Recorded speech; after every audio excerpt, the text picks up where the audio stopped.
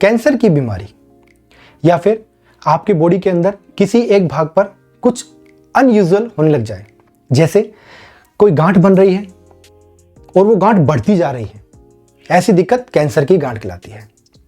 अब बात करते हैं कि ये कैंसर की जो सेल है ये क्या है।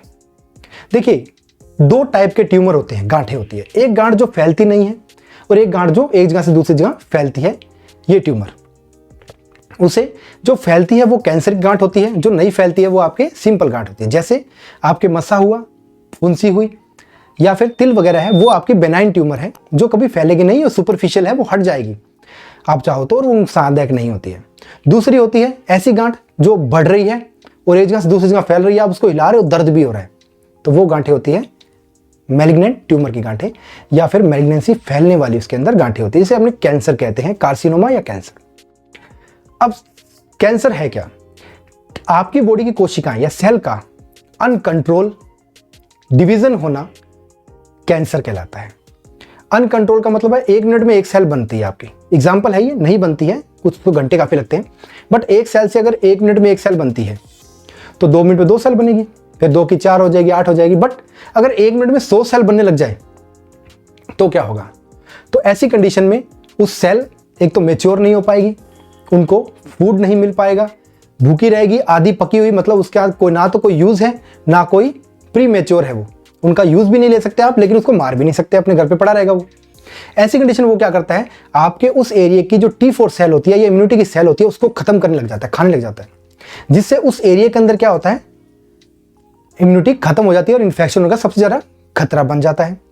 और जब ऐसी कंडीशन आती है तो बाहर से आकर कोई छोटा सा इन्फेक्शन भी वहां पर आपके लिए जानलेवा होता है और कैंसर से ना मौत होकर उस जगह के इन्फेक्शन से आपकी मौत होती है। क्योंकि कैंसर तो एक कंडीशन है जो आपकी बॉडी का एक टाइप है कि हाँ भाई सेल नहीं बढ़ना है, वो इमेच्योर सेल हुई तो बस उसने खाना खा लिया, बट उसने खाया क्या, आपकी बाहर की जो इम्यूनिटी है उसको खत्म कर दिया, ऐसी कंडीशन होना, तो ये सेल है।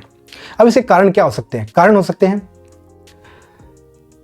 कुछ जीन्स होते हैं, जैसे मतलब आइडियोपैथी का एक तरह से, इसके कोई वैसे कारण पता नहीं चले, बट माना जाता है कि जीन्स की वजह से आपकी बॉडी के अंदर सेल का अनकंट्रोल डिवीजन होना, किसी बीमारी किसी इन्फेक्शन की वजह से, या फिर बार बार कोई इन्फेक्शन होना, स्मोकिंग, अल्कोहल, ऐसी दिक्कतें, पुराना कोई घाव होना, ऑटो इम्यून डिसऑर्डर होना, ठीक है, या फिर कोई ऐसा घाव जो भर ही नहीं रहा है लंबे समय तक, आपको सर्जरी पुरानी हुई है उसकी वजह से भी ये कैंसर वगैरह की दिक्कत आ सकती है। मतलब पुरानी सर्जरी है और वो रिकवर नहीं हुई है, कहीं ना कहीं कोई मिस हो गया है जिसकी वजह से वो प्रॉब्लम आ रही है।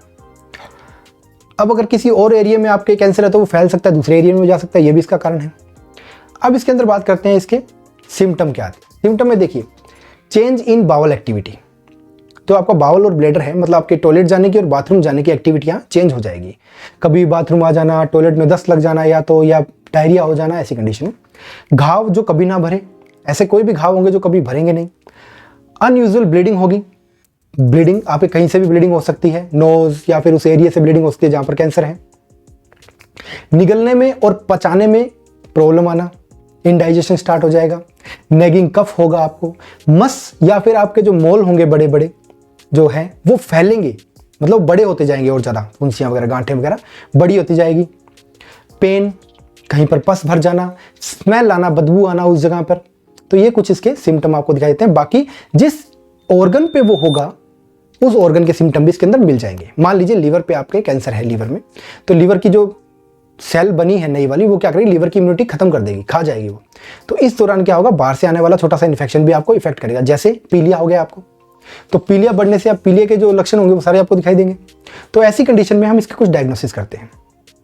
LFT, RFT, जिस जगह पर वो कैंसर है उस जगह की सारी जांचें, एक्सरे, CT स्कैन या फिर ब्लड इन्वेस्टिगेशन, ये भी हम करते हैं। बायोप्सी टेस्ट लेते हैं, कुछ बायोप्सी का सैंपल लेते हैं, उसको टेस्ट करवाते हैं उसमें है या नहीं है। थोड़ा सा टिश्यू का सैंपल लिया जाता है, फिर उसको लैब में दिखाता है कि ये किस चीज़ की गांठ है, ग्रोथ कैसे कर रही है। इसके बाद इसके कुछ ट्रीटमेंट आते हैं।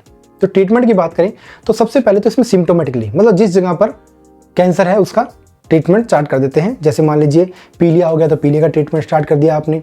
इसके साथ ही अगर कंफर्म हो जाए कि ये कैंसर की वजह से है तो इसके अंदर हम, अगर वो एरिया सर्जरी करके निकालने लायक है, मान लीजिए थोड़ा सा एरिया इफेक्ट हुआ, उसको सर्जरी करके निकाल सकते हैं, तो उस एरिया को निकाल देते हैं। फिर स्पोर्टिव मैनेजमेंट कुछ और एक्स्ट्रा की जाती है कि जिस एरिया को निकाला है उसके काम कैसे कराए जाएं अपनी बॉडी में। फिर जब ये गांठ निकल जाए उसके बाद कीमोथेरेपी स्टार्ट होती है। कीमोथेरेपी से जो आउटर एरिया साइड का जितना भी एरिया है उन सब के अंदर जहाँ पर भी ऐसी कोई सेल डिवीज़न हो रहा है उनको रोक देना।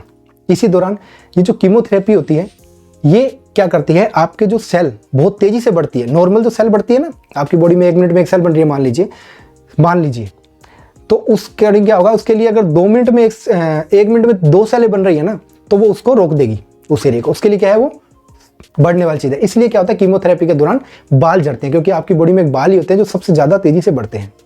ये भी सेल ही है, कोशिका ही है आपकी जो सबसे तेज़ी बढ़ती है, इसलिए बाल झड़ना शुरू होता है। जैसे कीमोथेरेपी खत्म होती है 5 से 6 महीने के बाद आपको वापस से बाल आने स्टार्ट हो जाते हैं।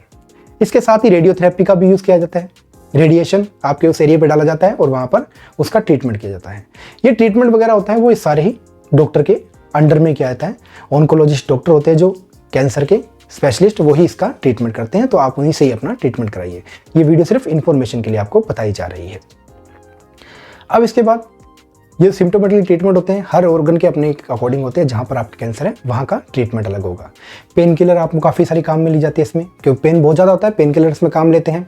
ब्लीडिंग हो रही है, ब्लीडिंग के लिए भी हम विटामिन के वगैरह काम लेते हैं। पेन किलर में ट्रामाडोल वगैरह, मॉर्फिन वगैरह टैबलेट बाद में यूज़ बहुत ज़्यादा करनी पड़ती है, क्योंकि पेन बहुत ज़्यादा होता है, ये नॉर्मल से सही नहीं होता है।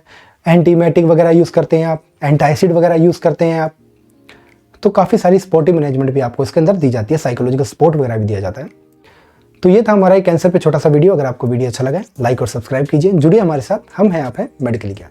Thank you very much.